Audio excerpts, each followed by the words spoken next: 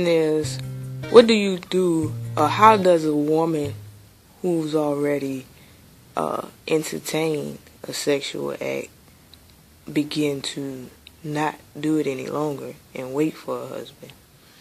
I can answer that personally because I was, as a young man, as a young boy, I was introduced to sexual activity from as early as probably 4 or 5 by, older women. I was literally introduced to sex by older women, and later I figured out that was abusive.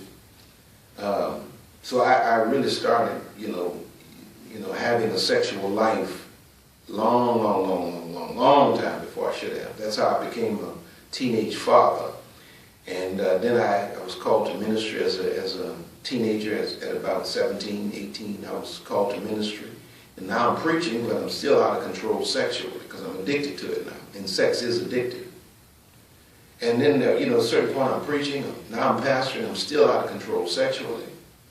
And there came a time where I just did not want to be in hypocritical mode anymore. And I wanted to live what I was preaching. And the only area of my life that was out of control was my sex life.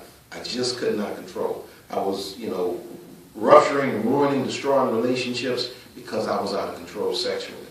And the only way I broke that addiction, I had to starve it. It's not easy, but I had to starve it. I had to go cold turkey. I had to cut off contact with all of the people that I had relations with. I stopped answering my door. I stopped answering my phone. And I literally locked into my little apartment with God. And I guess I stayed there in that apartment for about a week without any contact, just staying in the presence of God and praying. And I put myself in a position where I could not have access. And I didn't give anyone access to me. And over time, I discovered that as I starved my body from this lustful desire, it began to diminish. The strength of it began to die. It got to a point where I was so in control of it, I was actually wondering if I would ever again be able to awaken my sex drive when I would get married again.